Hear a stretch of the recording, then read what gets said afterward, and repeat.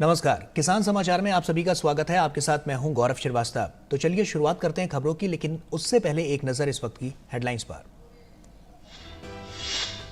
प्रधानमंत्री नरेंद्र मोदी ने मन की बात कार्यक्रम के जरिए अपने विचार किए साझा। कहा, संयुक्त राष्ट्र ने इंटरनेशनल योगा डे और इंटरनेशनल ईयर ऑफ मिलेट्स दोनों का ही निर्णय भारत के प्रस्ताव के बाद लिया। दोनों ही अभियानों में जन भागीदारी की वजह से आ रही है क्रांति।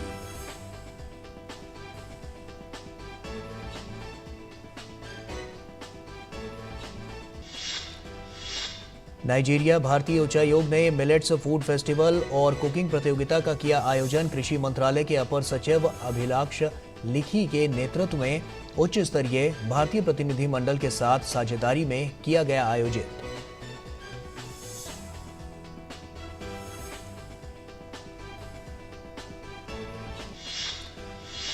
खादी और ग्रामोद्योग आयोग के अध्यक्ष ने मुंबई KVIC मुख्यालय में खादी उत्सव 2023 का किया शुभारंभ।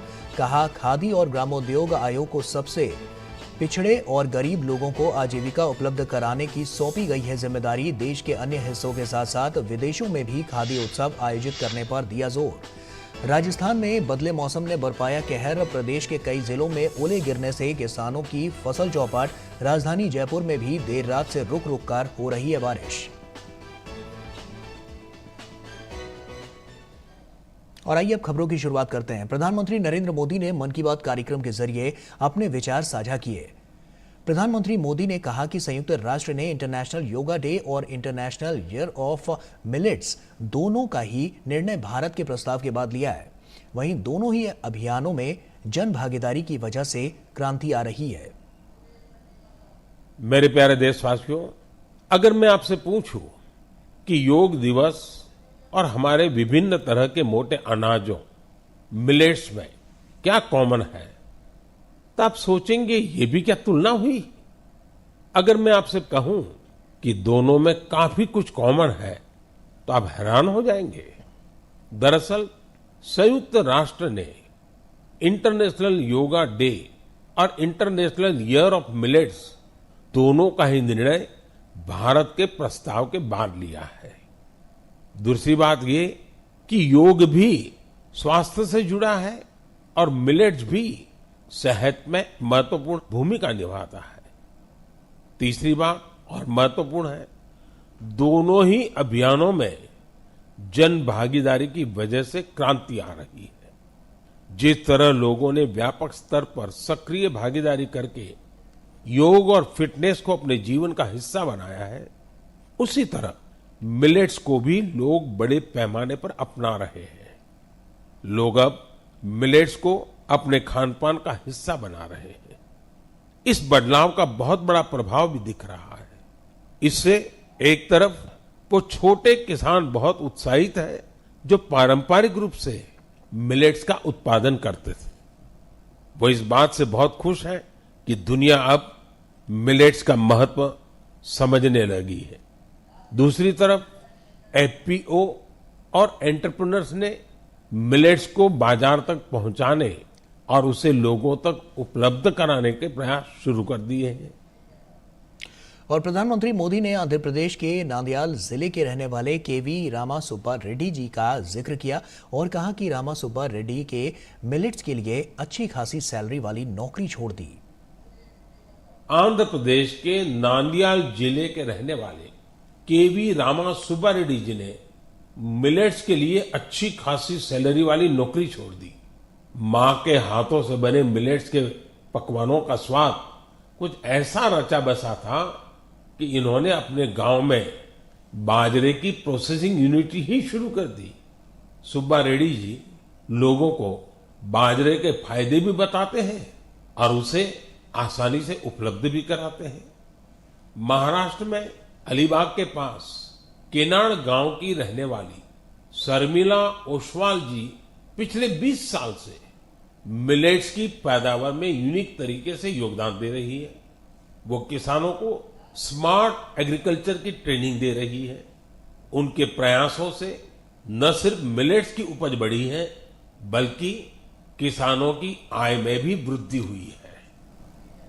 और पीएम मोदी ने छत्तीसगढ़ रायगढ़ के मिलेट्स कैफे का भी जिक्र किया और कहा कि कभी मौका मिले तो जरूर जाइएगा। कुछ ही महीने पहले शुरू हुए इस मिलेट्स कैफे में चीला, डोसा, मोमोज, पिज्जा और मंचूरियन जैसे आइटम्स खूब पॉपुलर हो रहे हैं। अगर आपको छत्तीसगढ़ के रायगढ़ जाने का मौका मिले तो यहाँ के मिलेट्स कैफे जरूर जाइएगा। कुछ ही महीने पहले शुरू हुए इस मिलेट्स कैफे में चीला, डोसा, मोमोज, पिज्जा और मंचूरियन जैसे आइटम खूब पॉपुलर हो रहे हैं। और नाइजीरिया के अबुजा में स्थित भारतीय उच्चायोग ने चांसरी परिसर में भारतीय समुदाय के सदस्यों, नाइजीरियाई गणमान्य व्यक्तियों और मीडिया के दोस्तों की उपस्थिति में मिलेट्स फूड फेस्टिवल और कुकिंग प्रतियोगिता का आयोजन किया। ये कार्यक्रम कृषि एवं किसान कल्याण मंत्रालय के अपर सचिव अभिलाष लेखी के नेतृत्व में उच्च स्तरीय भारतीय प्रतिनिधिमंडल के साथ साझेदारी में आयोजित किया गया, जो इस कार्यक्रम में भाग लेने के लिए अबुजा में है।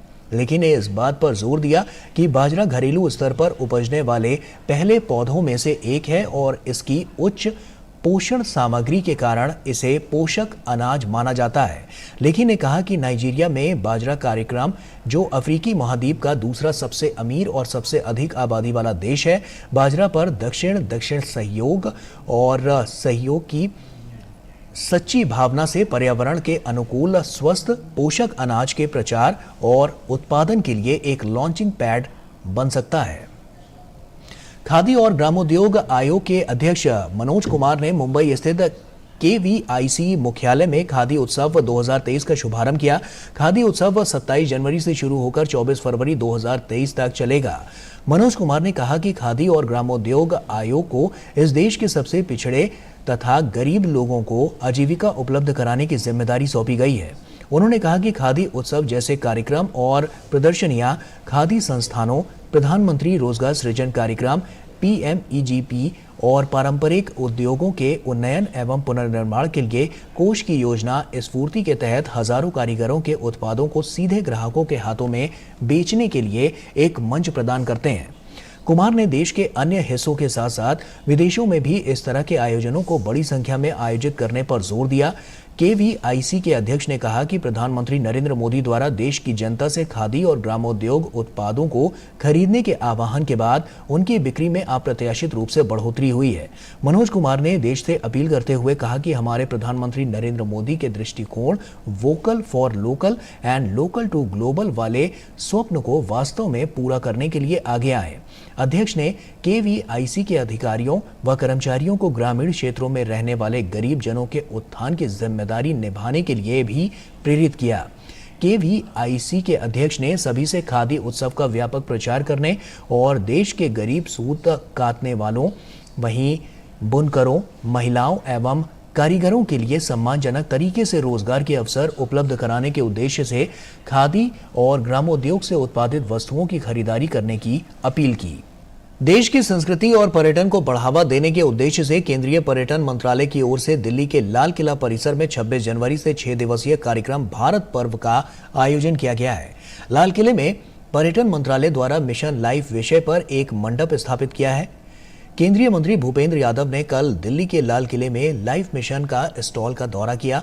मिशन लाइफ का विषय लोगों को ऐसे LIFE क्रियाकलापों के बारे में जागरूक और शिक्षित करने के लिए चुना गया है, जो स्थायी जीवन को बढ़ावा देने के साथ ही जलवायु परिवर्तन से निपटने में सहायक बन सकते हैं। इस दौरान केंद्रीय मंत्री भूपेंद्र यादव लोगों से भी उन्होंने मुलाकात की। मीडिया से बात करते हुए केंद्रीय मंत्री ने कहा कि मुझे खुशी है कि सभी नौजवान पर्यावरण अनुकूल जीवन शैली के लिए अपना उत्साह दिखा रहे हैं। नारियल उत्पादन में कैसे तेजी आए और कैसे नारियल उत्पादन ज्यादा से ज्यादा लोगों के लिए आजीविका और रोजगार का विकल्प बने, इस दिशा में कर्नाटक के मंगलुरु में कृषि विज्ञान केंद्र एक पहल की उन्होंने शुरुआत की है। कृषि विज्ञान केंद्र बेरोजगार नौजवानों को नारियल के पेड़ पर चढ़ने के मुफ्त प्रशिक्षण दे रही है। नारियल उत्पादन में महिलाओं की भागीदारी सुनिश्चित हो, महिला सशक्त बने और स्वयं के पैरों पर खड़े होकर आत्मनिर्भर बन सके, इसी को ध्यान में रखते हुए 3 महिला प्रशिक्षुओं को भी प्रशिक्षण में शामिल किया गया है। भारत की गिनती नारियल उत्पादक विश्व के अग्रणी देशों में होती है। लेकिन पेड़ों से नारियल तोड़ना एक टेढ़ी खीर है। देखने में भले ही ये रोमांचक और आसान लगे, लेकिन जरा सी चूक बहुत ही भारी पड़ सकती है। यहाँ तक कि अगर आप प्रशिक्षित नहीं हैं तो ये जोखिम भरा और जानलेवा भी हो सकता है। कर्नाटक के मंगलुरु में कृषि विज्ञान केंद्र के द्वारा नारियल के पेड़ पर चढ़ने की प्रशिक्षण की शुरुआत की गई। यहाँ पर बेरोजगार युवाओं को मशीनों के जरिए नारियल के पेड़ पर चढ़ने का प्रशिक्षण दिया जा रहा है। प्रशिक्षण के लिए कुल 20 प्रतिभागियों का चयन किया गया है, जिनमें 3 महिलाएं भी शामिल हैं। मतलब अब महिलाएं भी कामयाबी की नई गाथाएं लिखने और समाज में एक नया मुकाम और कीर्तिमान स्थापित करने के लिए पूरी तरह से कमर कस चुकी हैं। हमने नारियल के पेड़ पर चढ़ने के लिए 6 दिनों के लिए प्रशिक्षण कार्यक्रम की शुरुआत की। 16 जनवरी से यह कार्यक्रम शुरू होगा। इन 6 दिनों के अंदर सभी प्रशिक्षुओं को पेड़ पर चढ़ने की ट्रेनिंग दी जाएगी। साथ ही उन्हें इस व्यवस्था से जुड़ी बारीकियों और व्यवस्थाओं के बारे में बताया जाएगा। हम प्रतिभागियों को एक प्रमाण पत्र और 1 साल का इंश्योरेंस देंगे। कृषि विज्ञान केंद्र के इस प्रशिक्षण से युवाओं को नारियल के पेड़ पर चढ़ने में कला में महारत तो हासिल होगी ही, साथ ही साथ ये युवाओं को जीविकोपार्जन के लिए रोजगार का एक विकल्प भी उपलब्ध कराएगी। कृषि विज्ञान केंद्र प्रशिक्षण लेने वाले प्रतिभागियों को मुफ्त में ठहरने और भोजन की सुविधा मुहैया करवा रहा है। साथ ही नारियल के पेड़ पर चढ़ने के लिए उपयोग में लाई जाने वाली मशीन भी कृषि विज्ञान केंद्र की तरफ से ही मुहैया करवाई जा रही है। मुझे पेड़ पर चढ़ने की ट्रेनिंग लेनी है। मैं परंपरागत रूप से नारियल के पेड़ पर चढ़ना जानता हूँ और ये सुरक्षित नहीं है। हम मशीन पर पेड़ पर चढ़ने की ट्रेनिंग लेने के लिए उत्सुक हैं और ये अपने आप में काफी रोमांचित करने वाला है। आमतौर पर नारियल उत्पादन और विशेष रूप से नारियल के पेड़ पर चढ़ने के पेशे से पुरुष ही मुख्य रूप से शामिल रहे हैं, लेकिन प्रशिक्षण में महिलाओं के शामिल होने से नारियल उत्पादन क्षेत्र में न सिर्फ महिलाओं की भागीदारी सुनिश्चित होगी, बल्कि महिला सशक्तिकरण और समाज को मजबूत बनाने में सरकार की ये पहल एक मील का पत्थर साबित होगी। Bureau report, DD news. केंद्र सरकार के साल 2023 से 24 के आम बजट को लेकर देश भर के किसान, पशुपालक और कृषि वैज्ञानिक उत्साहित हैं। किसानों को उम्मीद है कि जिस तरह से बीते 8 साल से अधिक के कार्यकाल में भारत सरकार ने गांव, गरीब और किसानों के लिए बजटीय प्रावधानों में अन्नदाता को प्राथमिकता में रखा, उसी तरह इस बार भी किसानों को मोदी सरकार से बजट में कई तरह की उम्मीदें हैं। देखते हैं ओपी यादव की ये खास रिपोर्ट।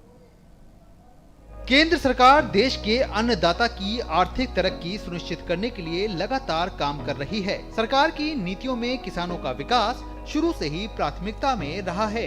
2014 से लेकर अब तक मोदी सरकार द्वारा पेश किए गए सभी बजट इसके जीवंत प्रतिबिंब हैं। केंद्रीय मंत्री निर्मला सीतारमण द्वारा 1 फरवरी को प्रस्तावित आम बजट 2023 को लेकर देश भर के किसान व कृषि वैज्ञानिक उत्साहित हैं। भारतीय कृषि अनुसंधान परिषद के प्रधान वैज्ञानिक डॉक्टर विक्रमादित्य पांडे ने कहा कि केंद्र की मौजूदा सरकार ने हमेशा कृषि में शिक्षा, शोध व प्रसार को बढ़ावा देने की नीतियां बनाई हैं। आगामी आम बजट 2023-24 में कृषि क्षेत्र में आर्थिक समृद्धि की झलक साफ देखने को मिलेगी।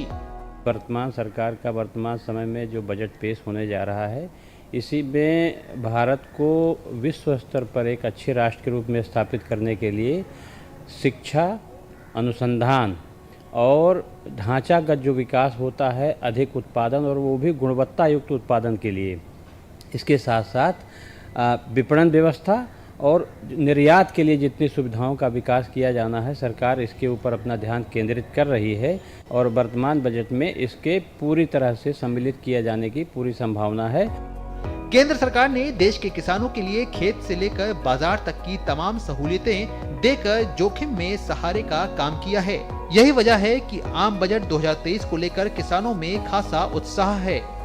बजट सत्र को लेकर के हम किसान लोग बड़े उत्साहित हैं। देश के यशस्वी प्रधानमंत्री, किसान हितैषी प्रधानमंत्री से अब भी हमें बहुत आशाएं है कि वो नई तकनीक को लेकर के किसानों को अच्छा बजट पेश करने वाले हैं। नए साल का बजट जो कि सामने आने वाला है, इससे कई उम्मीदें किसानों के मन में हैं कि इस बार और भी बहुत ज़्यादा जो है किसानों के लिए नई नई स्कीमें लेके आएंगे मोदी जी। 1 फरवरी 2023 को संसद में बजट पेश करने वाले हैं। और हम पूरी आशा और विश्वास के साथ कह सकते हैं कि एक बार फिर से पुनः कमेरे वर्ग के लिए, किसानों के लिए, मछली पालन वालों के लिए और पशुपालन करने वालों के लिए बहुत अच्छे योजनाओं के साथ ये बजट प्रस्तुत होगा, ऐसा हमारी आशा और विश्वास है। लास्ट बजट में केंद्रीय सरकार हमारा फिशरी के लिए बहुत कुछ किए थे। इस साल हम उम्मीद करते हैं कि मोदी सरकार अपना जो बजटिंग आगे होगा उसमें हमारा मछली उत्पादन के लिए जो जो चाहिए करेंगे बोल के अपना उम्मीद है। भारत सरकार से अनुरोध है का बजट पेश हो रहा है, उसके अंदर हमें पोली हाउस और ये ट्रेयर तथा बीज पर 90% सब्सिडी दी जाए। आगे भी 6,000 रुपये हमें किसान निधि के मिले हैं, तो भारत सरकार को मैं धन्यवाद देता हूँ। आम बजट 2023-24 में वैसे तो हर वर्ग के लिए आशाओं की रोशनी का सूर्योदय होगा, लेकिन कृषि क्षेत्र में खासतौर पर उम्मीदों का पिटारा देखने को मिलेगा, जिसमें कृषि के लिए संस्थागत विकास फंड, प्राकृतिक खेती व पीएम किसान सम्मान निधि जैसी महत्वाकांक्षी योजनाओं में और कुछ नई सौगात देश के किसानों को मिलने की उम्मीद है। केंद्र सरकार देश के गांव, गरीब और किसानों के कल्याण और विकास के लिए लगातार काम कर रही है। बीते 8 साल से अधिक का कार्यकाल इसका जीवंत प्रतिबिंब है। यही वजह कि साल 2023-24 के आम बजट को लेकर न केवल देश भर के किसान उत्साहित है, बल्कि उनकी आर्थिक तरक्की के विकल्प और रास्ते किस तरह इस बजट के जरिए आगे बढ़ेंगे, इसको लेकर प्रसन्न भी है। मेरे साथ कैमरामैन एम.ए. खान और मनोज के साथ में OP Yadav, DD news, Delhi.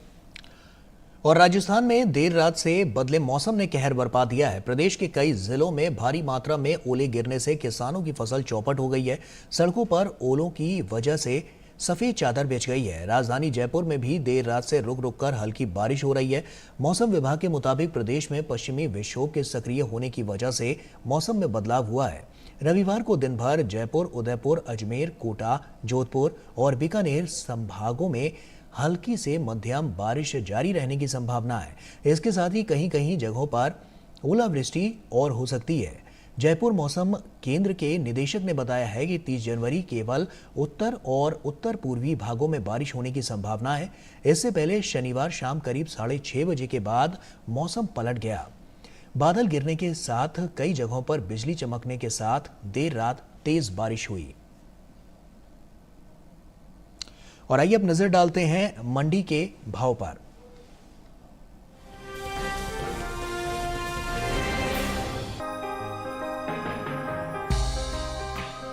कृषि उपज मंडियों में अरहर की आवक बनी हुई है।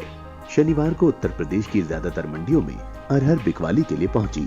बात भाव की करें तो 28 जनवरी को राजकोट और अलीगढ़ मंडी में अरहर के सौदों में मजबूती के साथ कारोबार हुआ, जबकि गाजियाबाद और दाहोद मंडी में इस दौरान अरहर के भाव में कोई बदलाव देखने को नहीं मिला।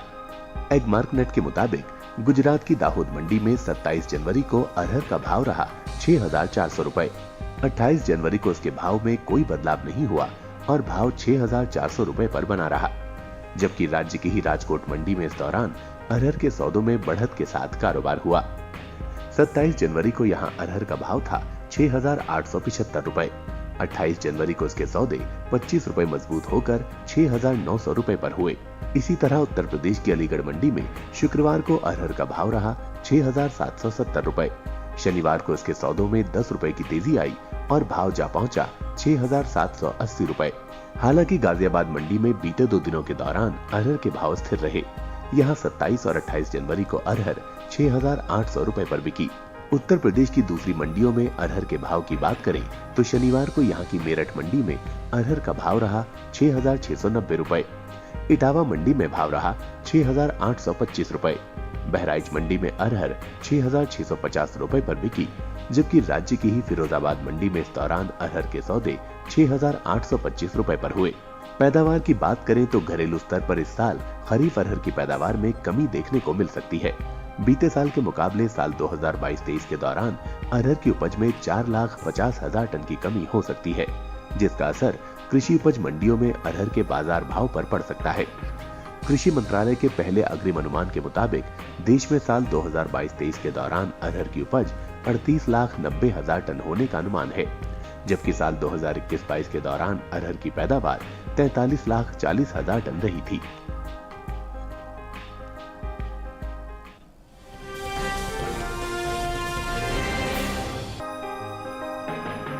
शनिवार को कृषि उपज मंडियों में सोयाबीन की आवक सीमित देखने को मिली। बात भाव की करें तो 28 जनवरी को ज्यादातर कृषि उपज मंडियों में सोयाबीन के भाव में मिला जुला रुख रहा। काला पीपल मंडी में सोयाबीन के सौदे मजबूती के साथ हुए, वहीं दाहोद और हिम्मतनगर मंडी में नरमी रही, जबकि खेरागढ़ मंडी में इस दौरान सोयाबीन के सौदों में कोई बदलाव नहीं हुआ। हाजिर भाव पर नजर डालें तो एगमार्क नेट के अनुसार छत्तीसगढ़ की खेरागढ़ मंडी में 27 जनवरी को सोयाबीन का भाव रहा 4,900 रुपए। 28 जनवरी को इसके भाव में कोई बदलाव नहीं हुआ और भाव 4,900 रुपए पर बना रहा। वहीं गुजरात की दाहोद मंडी में इस दौरान सोयाबीन के सौदों में नरमी के साथ कारोबार हुआ। यहां 27 जनवरी को सोयाबीन का भाव 5,450 रुपए रहा। 28 जनवरी को इसके सौदे 50 रुपए लुढ़क कर 5,400 रुपए पर हुए। राज्य की ही हिम्मतनगर मंडी में 27 जनवरी को पीली सोयाबीन का भाव रहा 5,113 रुपए। 28 जनवरी को इसके सौदों में 18 रुपए की गिरावट आई और भाव हो गया 5,095 रुपए। जबकि मध्य प्रदेश की काला पीपल मंडी में इस दौरान सोयाबीन के भाव में तेजी देखने को मिली। यहां 27 जनवरी को सोयाबीन का भाव था 5,225 रुपए। 28 जनवरी को इसके सौदे 40 रुपए चढ़कर 5,265 रुपए पर हुए।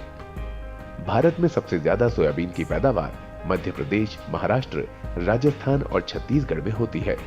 मध्य प्रदेश में सोयाबीन का उत्पादन 45%, जबकि महाराष्ट्र में 40% होता है।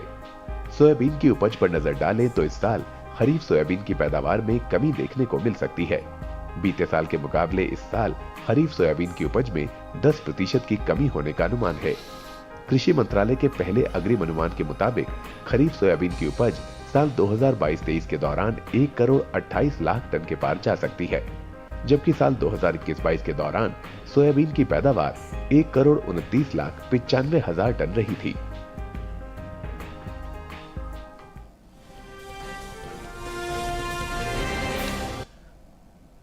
और अब बात मौसमी खेती की। किसान इस मौसम में कैसे रखें अपनी खेती का ख्याल, आइए देखते हैं।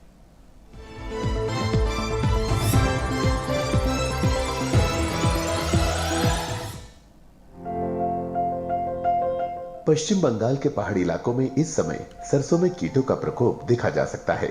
ऐसे में किसान इसकी निगरानी करते रहें। इसके साथ ही सरसों में जरूरत के अनुसार सिंचाई करें। यही इस मौसम में जहां आलू की पौध 15 से 22 सेंटीमीटर की हो चुकी है, उनमें मिट्टी चढ़ाने का काम करें। पश्चिम बंगाल के पुराने जलोढ़ इलाके में 25 से 30 दिनों की हो चुकी धान की रोपाई मुख्य खेत में कर ली। पश्चिम बंगाल के तराई इलाके में बैंगन में कीटों और रोगों का प्रकोप देखा जा सकता है। ऐसे में किसान प्रभावित पौधों को जड़ से उखाड़ कर नष्ट कर दें। इसके साथ ही बैंगन के खेतों में निराई करें। यहीं आलू पर मिट्टी चढ़ाने का काम करें। पश्चिम बंगाल के तटीय खारे इलाके में बोरो धान की रोपाई का काम पूरा कर लें। यहीं इस समय आम और कटहल में कीटों और रोगों का प्रकोप बढ़ सकता है। ऐसे में किसान कृषि विशेषज्ञों की सलाह से जरूरी दवाओं का छिड़काव करें। पश्चिम बंगाल के नए जलोढ़ इलाके में हरे चारे के लिए ढैंचा की बुआई करें। वहीं पश्चिम बंगाल के लेटराइट और लाल मिट्टी वाले इलाके में जल्द से जल्द बोरो धान की रोपाई कर लें। झारखंड की बात करें तो यहाँ के दक्षिण पूर्वी पठारी इलाके में काबुली चने को कीटों के प्रकोप से बचाएं। मध्य और उत्तर पूर्वी झारखंड के पठारी इलाके में चने में दूसरी निराई करें। यही 25 से 30 दिन की हो चुकी आलू की फसल में यूरिया डालें, लेकिन उससे पहले खेतों में निराई और सिंचाई करें। पश्चिमी झारखंड के पठारी इलाके में गेहूं के खेतों में निराई और सिंचाई करें।